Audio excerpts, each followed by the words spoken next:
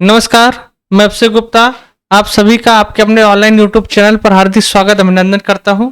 जैसे कि आपको लगातार यूपी टेट की क्लासेस दी जा रही हैं और 1:30 बजे आपको हिंदी की क्लासेस दी जा रही हैं, 2 बजे आपको मैथ्स की क्लासेस दी जा रही हैं और 5 बजे मैं सीडीपी क्लासेज आप लोगों के लिए लेकर आया हूं।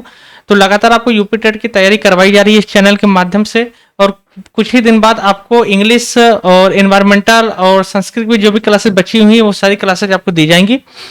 साथ में आप टेलीग्राम चैनल से भी जुड़ सकते हैं और इंस्टाग्राम पर फॉलो भी कर सकते हैं। आइए पहले क्वेश्चन की तरफ चलते हैं और पहला क्वेश्चन देखते हैं क्या कह रहा है। थोड़ा सा टेक्निकल इशू आ रहा है, तो आप थोड़ी थोड़ी देर के लिए बने रहेंगे। टेक्निकल इशू थोड़ा सा आ रहा है। चलिए, हाँ, आ गया। तो क्वेश्चन की तरफ चलते हैं, क्वेश्चन देखते हैं क्वेश्चन क्या कह रहा है। बाल मनोविज्ञान के आधार पर कौन सा कथन सर्वोत्तम है? बाल मनोविज्ञान के आधार पर कौन सा कथन सर्वोत्तम है? प्रत्येक बच्चा विशिष्ट होता है, कुछ बच्चे विशिष्ट होते हैं, सारे बच्चे एक जैसे होते हैं और सारे बच्चे एक जैसे, कुछ ही बच्चे एक जैसे होते हैं और सारे बच्चे एक जैसे होते हैं। आपको बताना है इसका राइट आंसर क्या हो जाएगा। बताते हुए चलेंगे, आप कमेंट करते हुए चलेंगे इसका राइट आंसर क्या हो जाएगा। तो आप देखिए, बाल मनोविज्ञान के आधार पर कौन सा कथन सर्वोत्तम है। तो बाल मनोविज्ञान कहता है कि प्रत्येक बच्चा क्या होता है बताइए, विशिष्ट होता है। ये नहीं कहता कि कुछ ही बच्चे विशिष्ट होते हैं, कुछ बच्चे एक जैसे होते हैं, सारे बच्चे एक जैसे होते हैं, ऐसा कुछ नहीं है। जो भी बच्चा होता है वो सब विशिष्ट होता है, उसमें सब में कुछ ना कुछ योग्यताएं पाई जाती हैं। तो ऑप्शन नंबर जो फर्स्ट हो जाएगा इसके लिए क्या हो जाएगा बताइए सर, राइट आंसर हो जाएगा। चलो दूसरे क्वेश्चन तरफ चलते हैं। दूसरा क्वेश्चन देखते हैं कि बच्चा किस प्रकार अधिगम करता है। प्रश्न पूछकर, विचार विमर्श द्वारा, पुस्तकें पढ़कर, कई प्रकार से। आप बताते हुए चलेंगे कौन सा आंसर सही हो जाएगा। बच्चा किस प्रकार का अधिगम करता है? बच्चा किस प्रकार का अधिगम करता है? प्रश्न पूछकर और विचार विमर्श द्वारा, पुस्तकें पढ़कर, कई प्रकार से। तो देखिए, बच्चा जो है प्रश्न पूछकर भी सीखता है, अधिगम मतलब सीखता, विचार विमर्श करके भी सीखता है, पुस्तकें पढ़कर भी सीखता है। तो ऑप्शन नंबर जो 4 हो जाएगा वो क्या हो जाएगा बताइए सर, राइट आंसर हो जाएगा ऑप्शन नंबर 4। अगले क्वेश्चन तरफ चलते हैं। भूख और प्यास ये किस प्रकार की प्रेरक है? अर्जित प्रेरक, जन्मजात प्रेरक, सामाजिक प्रेरक, व्यक्तिगत प्रेरक। आपको बताते हुए चलना है कौन सा आंसर सही हो जाएगा। भूख और प्यास, भूख और प्यास ये किस प्रकार का प्रेरक है? तो देखिए, जो भूख है, जो प्यास है, वो हमको कोई सिखाता नहीं है। हमको भूख लगी है तो हमको कोई सिखाता नहीं कि हमको भूख लगी है, हम खुद ही अनुभव कर लेते हैं हमें भूख लगती है, हम भोजन की तलाश करते हैं। तो जो भूख और प्यास होता है वो सब एक जन्मजात प्रेरक है। तो ऑप्शन नंबर जो सेकंड हो जाएगा वो क्या हो जाएगा बताइए सर, राइट आंसर हो जाएगा। बताते तो चलेंगे ऑप्शन नंबर सेकंड क्या हो जाएगा बताइए, राइट आंसर हो जाएगा। अगला क्वेश्चन देखते हैं। एक बच्चे की बुद्धि लब्धि 90 से 110 के मध्य है, वह है उत्कृष्ट बुद्धि, प्रखर बुद्धि, प्रतिभाशाली, सामान्य। एक बच्चा है जिसकी बुद्धि लब्धि 90 से 110 के बीच है। आपको ये बताना है कि वो बच्चा किस प्रकार का है। तो जो 90 से 110 के बीच में जो होते हैं वो एक सामान्य बुद्धि वाला बालक होता है। तो ऑप्शन नंबर जो 4 हो जाएगा वो क्या हो जाएगा बताइए सर, राइट आंसर हो जाएगा। 110 के बाद जो बच्चा होता है वो सब क्या होता है, वो सब सामान्य से अधिक बुद्धि वाले बच्चे हो जाते हैं। तो इसके लिए ऑप्शन नंबर 4 क्या हो जाएगा बताइए, राइट आंसर हो जाएगा। अगला क्वेश्चन, अधिगम अक्षमता डिसलेक्सिया का संबंध है। देखिए, डिसलेक्सिया मैंने आपको कई बार बताया था, डिसलेक्सिया और डिसग्राफिया 2 चीजें होती हैं। तो जो डिसलेक्सिया है उसका संबंध क्या होता है, उसका संबंध पढ़ने की अक्षमता से होता है। तो ऑप्शन में जो सेकंड हो जाएगा वो राइट आंसर हो जाएगा। और डिसग्राफिया जो होता है उसका संबंध लेखन अक्षमता से होता है। तो लेकिन इसके लिए ऑप्शन नंबर जो सेकंड हो जाएगा वो क्या हो जाएगा बताइए, राइट आंसर हो जाएगा। बच्चों के लिए निःशुल्क एवं अनिवार्य शिक्षा का अधिकार अधिनियम लागू है। 6 से 14, 5 से 11, 7 से 13, 6 से 12 वर्ष। आपको बताना है निःशुल्क एवं अनिवार्य शिक्षा, ये तो बहुत ही सरल सा क्वेश्चन है, आप सभी लोग कमेंट करते हुए चलेंगे। निःशुल्क और अनिवार्य शिक्षा, तो निःशुल्क और अनिवार्य शिक्षा जो होता है वो 6 से 14 वर्ष के बच्चों के लिए होता है। तो ऑप्शन नंबर जो फर्स्ट हो जाएगा वो क्या हो जाएगा बताइए, राइट आंसर हो जाएगा। पियाजे की कौन सी अवस्था का संबंध जीववाद से है? संवेदीगामक, पूर्व संक्रियात्मक, अमूर्त संक्रियात्मक, मूर्त संक्रियात्मक। पियाजे की कौन सी अवस्था जो जीववाद से संबंधित होती है? आपको बताते हुए चलना है, राइट आंसर क्या हो जाएगा। पियाजे की कौन सी अवस्था जीववाद से संबंधित होती है? तो इसके लिए ऑप्शन नंबर जो फर्स्ट हो जाएगा संवेदीगामक अवस्था, वो क्या हो जाएगा बताइए, वो सही हो जाएगा। संवेदीगामक अवस्था 0 से 2 वर्ष की अवस्था होती है। और 0 से 2 वर्ष में बच्चा क्या करता है, बच्चा अगर कोई जैसे कोई भी निर्जीव चीज रहती है, बच्चा ये जानता है कि वो सजीव है और उसको जीववाद समझता है। तो ऑप्शन नंबर जो फर्स्ट हो जाएगा वो क्या हो जाएगा बताइए, राइट आंसर हो जाएगा। अगले क्वेश्चन तक चलते हैं। अगला क्वेश्चन देखते हैं। पिछड़ा बालक वह है जो अपने पाठशाली जीवन के मध्य 10 से 11 वर्ष में अपनी आयु के अनुरूप सामान्य कक्षा से नीचे की कक्षा का कार्य न कर सके। यह कथन किसका है? मॉर्निटिस, विलियम लेविस, टर्मन श्रीरबल्ट।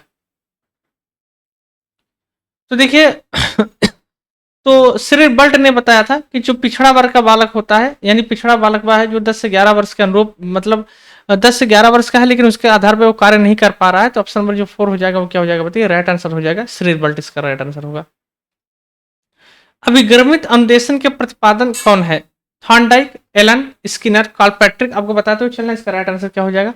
तो अभिक्रमित अनुदेशन इसके जो प्रतिपादक है वो स्किनर है, तो ऑप्शन नंबर जो 3 हो जाएगा वो क्या हो जाएगा बताइए सर, राइट आंसर हो जाएगा स्किनर।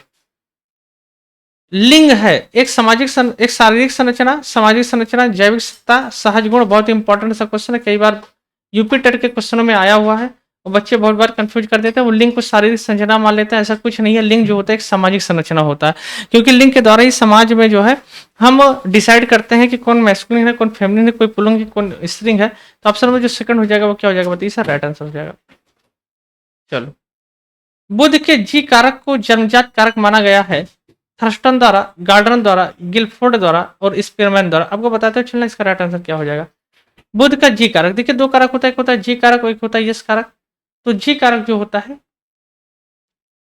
जी कारक यानी कि इसको जी और यस कारक इसको बताया था स्पीयरमैन ने, तो ऑप्शन नंबर जो 4 हो जाएगा वो क्या हो जाएगा बताइए, राइट आंसर हो जाएगा। आंतरिक संभाषण का संप्रत्यय किसने दिया? युंग, वाइगोत्स्की, कोहलर, पालो। आंतरिक संभाषण, तो आंतरिक संभाषण का जो संप्रत्यय दिया था वो लेव वाइगोत्स्की ने दिया था। रूस के मनोवैज्ञानिक थे लेव वाइगोत्स्की, इन्होंने आंतरिक संभाषण का प्रयोग किया था। तो ऑप्शन नंबर जो सेकंड हो जाएगा वो क्या हो जाएगा बताइए, राइट आंसर हो जाएगा। कक्षा में बच्चों को सीखने के लिए अभिप्रेरित करने हेतु शिक्षक को बढ़ावा देना चाहिए। प्रतिस्पर्धा, प्रतिभाशाली बच्चों की प्रशंसा करके, पुरस्कार देकर, सीखने के उचित स्थिति और वातावरण का सृजन करके। आपको बताते हुए चलना इसका राइट आंसर क्या हो जाएगा। तो बच्चों को सीखने का हमें अभिप्रेरित करना है, तो हम क्या करेंगे, हम सीखने के उचित स्थिति और वातावरण का सृजन करेंगे। तो ऑप्शन नंबर जो 4 हो जाएगा वो क्या हो जाएगा बताते हुए चलेंगे सर, राइट आंसर हो जाएगा ऑप्शन नंबर 4। चलो, एक प्रक्रिया है जिसके माध्यम से शिशु समाज के सक्रिय सदस्य के रूप में निष्पादन करने के लिए आवश्यक कौशलों का अर्जन करना प्रारंभ करते हैं। विकास, सामाजिकरण, सीखना, परिपक्वता। आपको यह बताना है कि ऐसी कौन सी प्रक्रिया होती है जिसके माध्यम से शिशु क्या करता है, एक सक्रिय सदस्य हो जाता है। तो देखिए, जब बालक समाज में आता है, जब बालक का सामाजिक विकास होता है, तो वो एक सक्रिय सदस्य के रूप में आ जाता है। तो ऑप्शन नंबर जो सेकंड हो जाएगा वो क्या हो जाएगा सर, राइट आंसर हो जाएगा। सृजनात्मकता की पहचान के लिए अनेक परीक्षणों का निर्माण किसने किया था? गिलफोर्ड, ऑसबर्न, रूस, फॉरड। आपको कमेंट करते हुए चलना है, बताइए सर क्या आंसर हो जाएगा इसका। तो देखिए, ये कोटेशन वाले सब वाक्य होते हैं, कथन वाले वाक्य होते हैं, तो इसके लिए जो इसका राइट आंसर हो जाएगा वो गिलफोर्ड हो जाएगा। तो ऑप्शन नंबर जो फर्स्ट हो जाएगा वो क्या हो जाएगा बताइए सर, राइट आंसर हो जाएगा। अगले क्वेश्चन तरफ चलते हैं। अधिगम के किस वक्र में वर्धमान शिक्षण वक्र तथा ह्रास शिक्षण वक्र दोनों सम्मिलित है? सामान्य निष्पादन, वर्धमान निष्पादन, ह्रास निष्पादन या साकारीय वक्र। आपको कमेंट करना है, बताना है इसका राइट आंसर क्या हो जाएगा। तो इसका जो राइट आंसर होगा वो यस आकारीय वक्र हो जाएगा, यानी ऑप्शन नंबर 4 क्या हो जाएगा, राइट आंसर हो जाएगा। अगले क्वेश्चन तरफ चलेंगे। सीखने की प्रक्रिया का प्रथम सोपान है पाठ्य पुस्तक, रुचि, अनुभव, जिज्ञासा। तो सीखने की प्रक्रिया का प्रथम सोपान क्या है? देखिए, बच्चा तब तक नहीं सीख सकता जब तक उसके अंदर कोई जिज्ञासा न हो। तो जब तक उसके अंदर सीखने की लालसा उत्पन्न नहीं होगी तब तक वो नहीं सीख सकता। तो ऑप्शन नंबर जो 4 हो जाएगा वो क्या हो जाएगा बताइए सर, राइट आंसर हो जाएगा। चलिए, शिक्षा में फ्रावेल का महत्वपूर्ण योगदान था किसमें? Public school, Latin school, kindergarten, व्यावसायिक स्कूल। आपको कमेंट करते हुए चलना है, इसका राइट आंसर क्या हो जाएगा। तो फ्रावेल ने क्या दिया था? फ्रावेल ने किंडरगार्टन पद्धति का विकास किया था। तो ऑप्शन नंबर जो 3 हो जाएगा वो क्या हो जाएगा बताइए सर, राइट आंसर हो जाएगा ऑप्शन नंबर 3। संवेग क्रियाओं को उत्तेजक है यह कथन किसने किया था, कहा था? बेरान, बर्न, गेल्डोर्ड, कैटेविज। आपको बताते हुए चलना, इसका राइट आंसर क्या हो जाएगा सर। तो संवेग क्रियाओं को उत्तेजक है, इसको बताया था गेल्डोर्ड ने। ऑप्शन नंबर जो 3 हो जाएगा वो क्या हो जाएगा बताइए सर, राइट आंसर हो जाएगा। चलिए, आप एक कक्षा में शिक्षक के तौर पर छात्रों को प्रेरित करते हैं निर्देश निर्धारित द्वारा, श्यामपट्ट का प्रयोग करके, दृष्टांत उदाहरण के द्वारा, छात्रों की सक्रिय भागीदारी के द्वारा। अब तो आपको इसमें खुद ही दिमाग लगाते हुए चलना है, इसका राइट आंसर क्या हो जाएगा। देखिए, आप एक शिक्षक है और शिक्षक के तौर पे आपको छात्रों को प्रेरित करना है, तो पहले तो हम निर्देश निर्धारित भी कर सकते हैं कि हाँ कुछ चीजें बच्चों को बता सकते हैं। साथ में श्यामपट्ट का भी हम प्रयोग कर सकते हैं, उदाहरण भी हम दे सकते हैं, और बच्चों की सक्रिय भागीदारी को भी हम ला सकते हैं। तो ऑप्शन में जो डी है, यानी ये सभी, ये क्या हो जाएगा बताइए सर, राइट आंसर हो जाएगा। शैक्षिक रूप से मंदित बालक होते हैं सृजनशील बालक, मंदबुद्धि बालक, पिछड़े बालक, अपराधी बालक। शैक्षिक रूप से जो मंदित बालक होते हैं वो क्या होते हैं? तो शैक्षिक रूप से मंदित यानी कि जिनका मानसिक विकास धीमा है, वो किस प्रकार के बालक होते हैं? तो आप कहेंगे वो पिछड़े बालक होते हैं। तो ऑप्शन नंबर जो थर्ड हो जाएगा सर, वो क्या हो जाएगा बताइए, राइट आंसर हो जाएगा, ऑप्शन नंबर थर्ड। चलिए अगले क्वेश्चन तरफ चलते हैं। अगला क्वेश्चन देखते हैं क्या करा है। व्यक्तिक विभिन्नता का कारण नहीं है आनुवंशिकता, प्रजाति, वातावरण, अध्यापन विधियां। व्यक्तिक विभिन्नता का कारण नहीं है, बताइए। तो आनुवंशिकता के द्वारा व्यक्तिक भिन्नता आ सकती है, प्रजाति के कारण भी व्यक्तिक भिन्नता आ सकती है, वातावरण के कारण भी व्यक्तिक भिन्नता आ सकती है, लेकिन अध्यापन विधियों के कारण व्यक्तिक भिन्नता नहीं आ सकती। अध्यापन के कारण खाली क्या हो सकता है, बच्चों के मानसिक विकास पर डिपेंड करता है, ना कि उसके व्यक्तित्व विकास पर डिपेंड करता है। तो ऑप्शन नंबर जो 4 हो जाएगा वो क्या हो जाएगा बताइए, राइट आंसर हो जाएगा।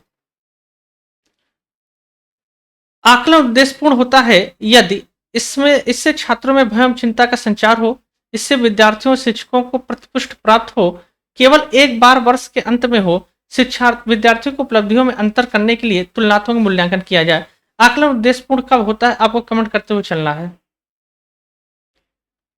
देखिए, जब विद्यार्थियों शिक्षकों दोनों का फीडबैक प्राप्त होता है, तब जो हमारा आकलन होता है वो क्या होता है बताइए सर, वो उद्देश्यपूर्ण होता है। तो ऑप्शन में जो सेकंड हो जाएगा वो क्या हो जाएगा बताइए सर, राइट आंसर हो जाएगा। चलिए अगले क्वेश्चन तरफ चलते हैं। अगला क्वेश्चन देखते हैं क्या करा है।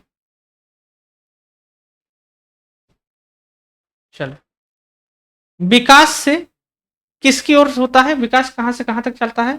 विशेष से समान, सामान्य विशेष, ज्ञात से अज्ञात, अज्ञात से ज्ञात। आपको ये बताना है जो विकास है वो कहां से कहां जाता है। जो विकास होता है वो सदैव सामान्य से विशिष्ट की ओर जाता है। जो विकास होता है वो कहाँ होता है बताइए, वो सामान्य से विशिष्ट की ओर होता है। तो ऑप्शन नंबर जो सेकंड हो जाएगा वो क्या हो जाएगा बताइए सर, राइट आंसर हो जाएगा। पूर्व बाल्यावस्था की अवधि कितनी होती है, आप कमेंट करते हुए बताना। पूर्व बाल्यावस्था की जो अवधि होती है वो कितनी होती है? 0 से 2 वर्ष, 6 से 11 वर्ष, 2 से 6 वर्ष, 2 से 4 वर्ष। आपको बताना है पूर्व बाल्यावस्था की अवधि कितनी होती है। तो सर पूर्व बाल्यावस्था की जो अवधि होती है वो 2 से 6 वर्ष होती है। तो ऑप्शन नंबर जो थर्ड हो जाएगा वो क्या हो जाएगा बताइए, राइट आंसर हो जाएगा। से तात्पर्य किसी खास क्षेत्र या विषय में ज्ञान, अभिरुचि, कौशल इत्यादि विकसित करने के अंतर सकते हैं। अभिक्षमता, मनोवृत्ति, निष्पादन, अभिरुचि। आपको कमेंट करते हुए चलना, इसका राइट आंसर क्या हो जाएगा। तो देखिए, जब अभिक्षमता जो होती है, अभिक्षमता से जो तात्पर्य होता है वो ज्ञान से है, अभिरुचि से है, कौशल विकास इत्यादि से होता है। तो ऑप्शन में जो फर्स्ट हो जाएगा वो क्या हो जाएगा बताइए सर, वो राइट आंसर हो जाएगा। समस्या समाधान के वैज्ञानिक विधि का प्रथम चरण है संभावित समाधानों के निर्माण, संभावित समाधानों का परीक्षण, संभावित समाधानों का मूल्यांकन, समस्या को समझना। ठीक है, समस्या समाधान की पहली विधि क्या होती है?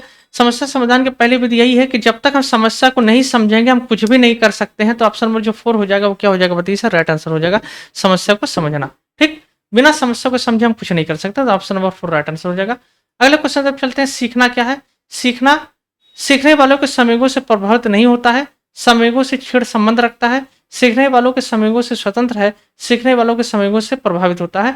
आपको बताते हुए चलना, इसका राइट आंसर क्या हो जाएगा सर। तो जो सीखना होता है सीखने वालों के संवेगों से प्रभावित होता है। तो ऑप्शन नंबर जो 4 हो जाएगा वो क्या हो जाएगा बताइए सर, राइट आंसर हो जाएगा। ठीक, और निम्न में से कौन वंशानुक्रम का नियम नहीं होता? अभिप्रेरणा, भिन्नता, प्रत्यागमन, समानता। आपको कमेंट करते हुए चलना, इसका राइट आंसर क्या हो जाएगा। तो देखिए, भिन्नता तो वंशानुक्रम का नियम है, प्रत्यागमन भी है, समानता भी, लेकिन अभिप्रेरणा वंशानुक्रम का नियम नहीं होता। अभिप्रेरणा मतलब होता है मोटिवेशन। ठीक है, जब हम किसी चीज को मोटिवेट करते हैं। तो ऑप्शन में जो फर्स्ट हो जाएगा वो राइट आंसर हो जाएगा। और आज के लास्ट क्वेश्चन तरफ चलते हैं। चिंतन प्रारंभ होने के लिए क्या आवश्यक है? पूर्व अनुभव, भाषा, तर्क, समस्या। ये आपके लिए होमवर्क है और इस क्वेश्चन को आप करके बताएंगे कि इसका राइट आंसर क्या हो जाएगा। ठीक, तो कमेंट करते हुए बताते हुए चलेंगे। और आज की क्लास यहीं तक रखते हैं, फिर मिलेंगे एक नए प्रैक्टिस सेशन के साथ। तब तक के लिए गुड बाय, टेक केयर, जय हिंद, जय भारत।